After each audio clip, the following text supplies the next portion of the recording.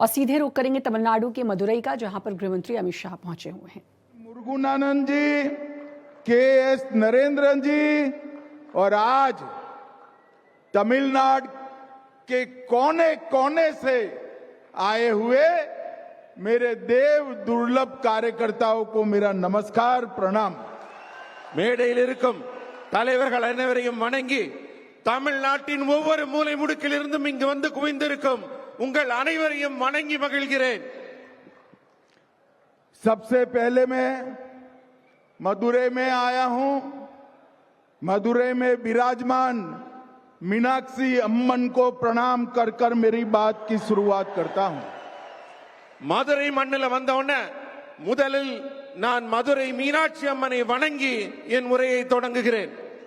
मैं सोकनाथर, कल्लालगढ़ और भगवान मुर्गन को प्रणाम कर कर मेरी बात की शुरुआत करता हूं। இந்த மண்ணின் சொக்கநாதருக்கும் கல்லழகருக்கும் மற்றும் திருப்பரங்குன்றம் முருகனையும் நான் தலை வணங்கி மகிழ்கிறேன்। मित्रों, सबसे पहले मैं भारत की महान भाषाओं में से एक तमिल भाषा में तमिलनाडु के कार्यकर्ताओं से बात नहीं करता, इसलिए मैं आप सबकी क्षमा मांगता हूं। தமிழ்நாட்டுக்கு வந்து தமிழ் மக்களாகிய உங்களை சந்திக்கும் போது நம்முடைய பெருமைக்குரிய தமிழ் மொழியில உங்ககிட்ட பேச முடியவில்லையே என்று என் வருத்தத்தை நான் உங்களிடம் தெரிவித்துக் கொள்கிறேன்। हमारा मदुरै एक शहर से बढ़कर 3000 साल पुरानी सभ्यता का, संस्कृति का प्रतीक है। நம்முடைய மதுரை சாதாரண நகரம் அல்ல, 3000 ஆண்டுகால வரலாற்று பெருமை கொண்ட மிக முக்கியமான புனித இடம்। मैं यहां आया हूं तब महान स्वतंत्रता सेनानी पसुम्पोन्नन मथुरालिंगम थेवर जी को भी प्रणाम करता हूं। இந்த மண்ணின் நாயகராக விளங்கிய பசும்பொன் முத்துராமலிங்க தேவர் ஐயாவையும் நான் வணங்குகிறேன்। और साथ में आप सभी को अपील करता हूं, बड़ी जोर लगाकर 22 जून को मुर्गा भक्तगढ़ मनाडू में जोर शोर से हिस्सा लीजिए। உங்க எல்லாரையும் கேட்டுக்கிறேன், வர ஜூன் 22ஆம் தேதி முருகனுக்கான பக்தர்கள் மாநாடு நடக்குது, அதையும் இந்த மண்ணிலே மிக சிறப்பாக நீங்கள் நடத்தி தர வேண்டுகிறேன்। मित्रों, ये मदुरै कई परिवर्तनों का वाहक नगरी है। மதுரை மண் பலவிதமான மாற்றங்களுக்கு வித்திடும் மண்। और मैं आज कहकर जाता हूं, हमारा एक कार्यकर्ता सम्मेलन डीएमके सरकार की पतन का कारण बनने वाला है। இன்றைக்கு இந்த மீட்டிங்ல உங்க எல்லார் முன்னாடியிலும் அத்தனை தொண்டர்கள் மத்தியிலும் சொல்லுகிறேன், இந்த கூட்டமும் ஒரு மாற்றத்தை உருவாக்கும், திமுக ஆட்சியை முடிவுக்கு கொண்டு வந்து வீட்டிற்கு அனுப்பும்। 2026 में इस तमिलनाडु में फिर से एक बार एनडीए की सरकार बनने जा रही है। भारतीय जनता पार्टी एआईडीएमके की सरकार बनने जा रही है। உங்ககிட்ட எல்லாம் சொல்றேன், வரக்கூடிய 2026ஆம் ஆண்டு தேர்தலில் என்டிஏ கூட்டணி மிகப்பெரிய வெற்றியை பெற்று பாரதிய ஜனதா கட்சி அதிமுகவின் கூட்டணி ஆட்சி அமைக்கும்।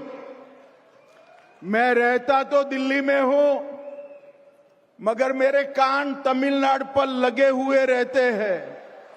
நான் எந்த நாட்டின் எந்த பகுதியில் இருந்தாலும் என்னுடைய காதுகளும் என்னுடைய சிந்தனைகளும் தமிழ்நாட்டின் மேலதான் இருக்கிறது।